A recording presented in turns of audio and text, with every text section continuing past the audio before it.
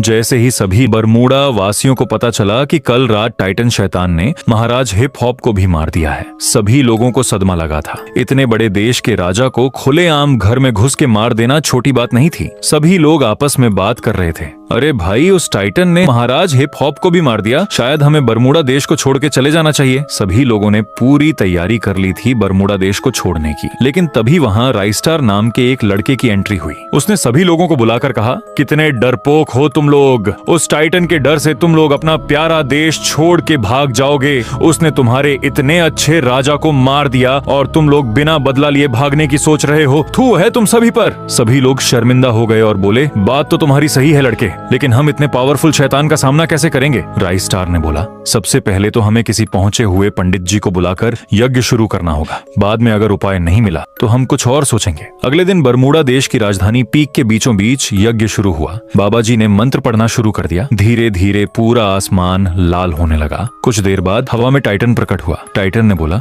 क्यों बे पंडित, मुझे परेशान करने की तेरी जुर्रत कैसे हुई? अपनी जान प्यारी नहीं है क्या? पंडित ने बोला, क्या चाहता है तू?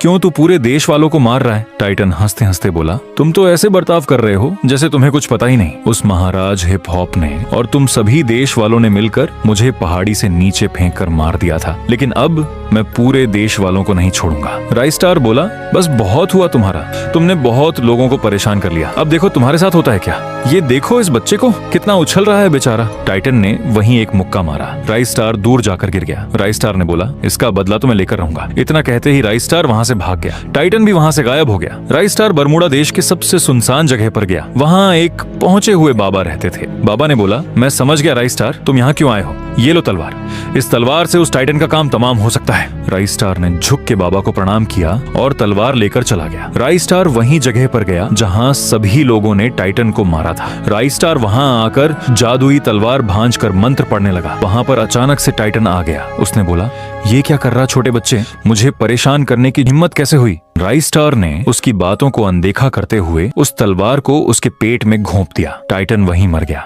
जैसे ही ये खबर पूरे देश वालों को मिली, सभी ने उसे अपना नया राजा स्वीकार कर लिया। पार्ट 1 और पार्ट 2 अपलोड हो चुका है, जल्दी देख लो।